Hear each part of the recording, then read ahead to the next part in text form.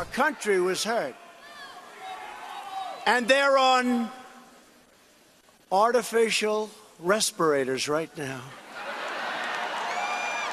They're getting mouth-to-mouth resuscitation. Little pencil neck Adam Schiff. He is not a long ball hitter. Okay. President Trump there obviously taking a shot at the House Intel Committee Chair Adam Schiff. But despite Republicans calling for Schiff to resign, he's not backing down. And Nancy Pelosi is defending Adam Schiff. Listen to what she had to say. Roll tape. So what is the president afraid of? Is he afraid of the truth? That he would go after a member, a chairman of a committee, a respected chairman of a committee in the Congress? I think they're just scaredy cats. They just don't know what to do, so they have to make an attack. Well, we're pleased to have on our program this morning the House Minority Whip, Steve Scalise. Welcome back, sir. Stuart, it's great to be with you in studio. And I'm a fighting tiger. The scaredy cats are the ones who have been trying to say for 2 years that there was collusion, they had evidence of collusion, and then it turns out, as we've known for a long time, there was no collusion, and they still won't get over it, Stuart. You want Adam Schiff out as chair of the House Intel Committee, but you can't force him out. There's nothing really that you can do. No, that's Pelosi's call, but look, he has no credibility after all the baseless claims he's made, and it's been proven not true, and he still keeps saying it. They keep doubling down. Sure. They're hoping for collusion when it's not there because they don't want this president to be in office. They don't agree with the election.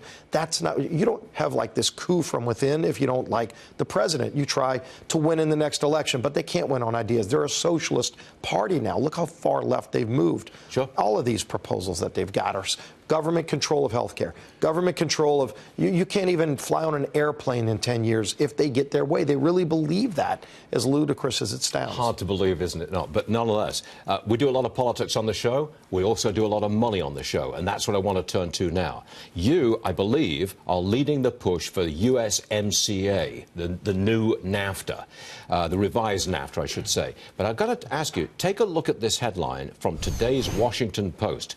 Trump's North American trade deal is at risk of stalling in Congress. What do you say to that? Well, clearly, we're not in the majority right now, and so Nancy Pelosi sets the schedule of the House floor. President Trump's been meeting with her team, and he's got a great negotiating team from Ambassador Lighthizer on down who have been working with members of Congress after they negotiated with Mexico and with Canada to get this new deal. They've been working with both sides of the aisle, I think. This is going to be a bipartisan effort. And look, this is better for American jobs. This helps protect American workers, our intellectual property. It opens up new markets for us in Canada, where we have real serious problems getting access there, as well as Mexico. So we ought to get this deal moved through. Yes, but we ought to. Yeah, they've got to get. They've got to get a schedule. It's a very important thing. I mean, if we have a real breakdown in this USMCA trade deal, you've got to break down on Wall Street. You've got to break down in the economy, too.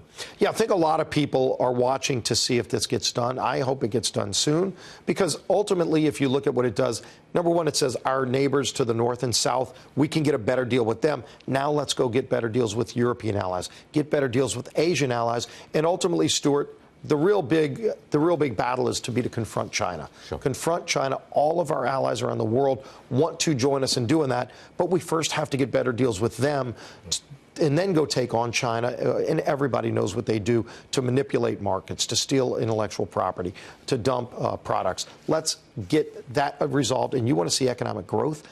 We've already seen great economic growth from the tax cuts.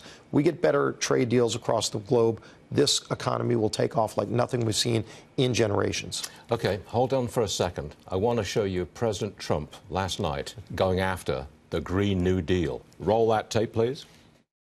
The Green New Deal. But I'd rather not talk about it tonight because I don't want to talk them out of it too soon. Because I love campaigning against the Green New Deal. I want them to make that a big part of their platform. No more airplanes, no more cows. Steve, we can have a grand old time laughing at it, and that was very entertaining and very funny. Okay, but what is the GOP's climate plan? What is it? Well, first of all, Stuart, what we've been doing is not only making our country more dominant on energy, which we are now, we've created great jobs from it, but we've reduced carbon emissions through innovation and technology, not by government saying you got to do this or that. Gas. We're not in the climate accord in Paris. With natural gas. We did it with natural gas. They want to get rid of natural gas, Stuart. So think about this. If their concern is that we're emitting more carbon, or emitting too much carbon, under the Green New Deal, by getting rid of fossil fuels, you will not be able to manufacture in America, and they're okay with running those millions of jobs out of America. But, Stuart, that stuff still gets made. It gets made in China. It gets made in India, where they emit 5 times more carbon for doing the same thing as we do in America because we already have really good environmental standards. So if your concern is carbon emissions, under the Green New Deal, you will actually dramatically increase carbon emissions.